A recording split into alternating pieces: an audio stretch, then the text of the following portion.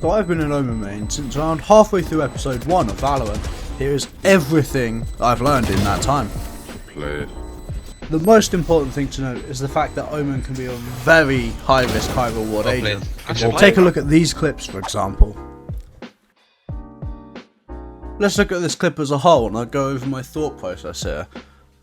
I start with this flash to give my teammate a little bit of support while I am catching up to him on the site from my rotation from B. This helps him take space and both opponents shoot at the wall to kill Sage, so I know exactly where they are. I decide to TP directly behind both of them. As I said, high risk, high reward. My timing on this TP was perfect as the sound was mostly covered by Chamber's ultimate voice line. And as you see, neither of them even expected me to TP there, giving me 3 kills on both of them, winning the game for my team. When playing bind, I like to start on A site towards the showers. This gives you tons of options to play from. The first one here I do, instead of smoking at the showers, I hug the wall and play close. This is so the attackers are less likely to expect me playing here, which should net a free kill. But because I don't hear anything, I decide to push. There's shots at short, so I smoke short, it's a bit delayed, and I slow walk around the side, because I don't expect them to expect a very quick push this early. As you can see, Sky didn't expect it. They know we're both here now, so now me and Sage are fighting in a 2v4. Me and Sage push, Sage gets one more. I push first because Sage has a heal. I get one more. I'm healed. I grab the gun. I try a TP play here, which doesn't quite work, but you get the idea. Alright, so this round I decide to insta-smoke on short as the other round was a bit too delayed, which got my team killed. I play the exact same way in showers, but this time push up a little bit more, but don't quite go on that lurk. I don't do that because I expect them to think I will, as I did before. Instead, I keep checking in case there's a late showers push, and just move to help my team on site. Mollied here, so I play close to the wall, use my flash, swing out, get one, get stuck there. I'm still expecting this shower push, as they're expected to do it, get one more, and then that's just the round one. I made sure I hold my area. Let's look at a retake on B site. I'm peeking with my chamber just to make sure there's no swing into CT. Then I like to smoke into hookah just in case anyone's playing there. It's a very common spot. I flash just as all my team are ready with the nade. Fade swings us, I get that kill. We all rush onto the site. They're all dead. That was a very easy retake on our end because of all our util.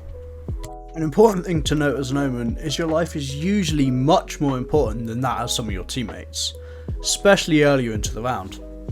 When executing onto sites, you don't want to be the first one into the site where you still have utility available.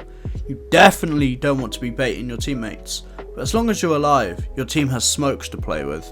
The only situations where I'm swinging first to allow a teammate to stay back is when we're playing post-plant situations and my teammate alive has mollies to stop a defuse. At that point, their life is more important than my no utility one. One of the hardest things to learn as Omen is how to effectively use his teleports, especially when wanting to use them aggressively.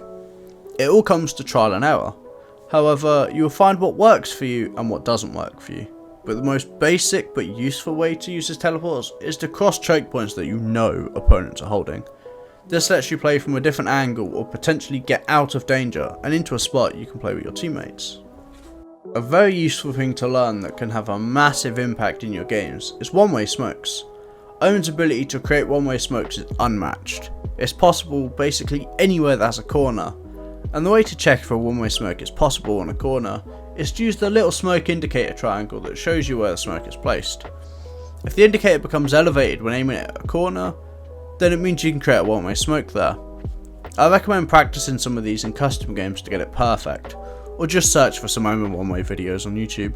We currently don't have any one-way smoke guides on the One Tap channel, but I have Omen smoke guides on my personal channel if you want to check that out. Now that we spoke about everything that I've learned that I've put together, let's look at what actually comes out of that.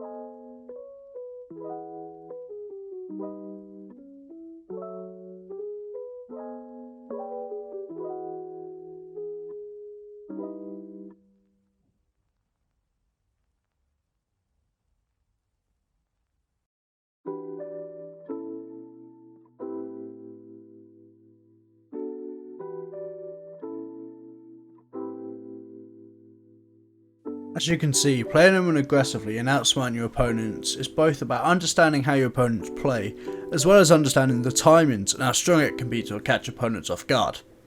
If you get one of these timings slightly out, you are more likely dead than anything else.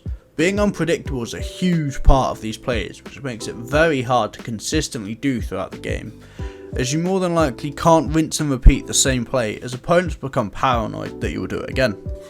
Playing mind games with your opponents is a very strong way to determine how effective your teleport plays will be. I usually like to play the early rounds normally, without trying an insane play, unless something really calls for it. If I can get by the first few rounds without a play, it makes it more likely for me to catch them off guard when I do. The rounds I like to try this in is on our team's bonus round if we win both pistol and the second round. This lowers the risk section of the play, as your team has lower tier guns, meaning you aren't losing as much money if the play doesn't go well, and you also aren't giving the opponents a better weapon to then fight the rest of your team with. Because aggressive Omen plays are about timing and catching your opponents off guard, second guessing yourself can be the difference between the play working and you dying. There's usually a very small window of time where your play works, which means the less you attempt these type of plays, the longer it takes you to get them perfect, and turn you into a clutch master in 1vx situations. Let's start from the beginning. Having a good amount of utility is vital to winning your pistol rounds. In general, I make sure I have both of my smokes, then usually buy either a frenzy or a ghost, depending on whether or not I'm going to be playing close range or longer ranges respectively. Then I spend the rest of my credits on teleports. This means 2 teleports with a frenzy and 1 with a ghost. On some occasion, I buy full utility instead. I do this usually only on attack when my team have an execute plan that requires my flash. When making plays like this with the team, I play super passive behind the team to make sure I'm actually getting the use out of that utility for my team. In later rounds, it's definitely more down to personal preference over which rifle you are buying, but I can't recommend the Phantom enough. The most simple way to put it is this: you are playing in and around smokes. You want a gun that doesn't give away your position. And another bonus are those 5 extra bullets that might mean the difference between dying and killing all the opponents.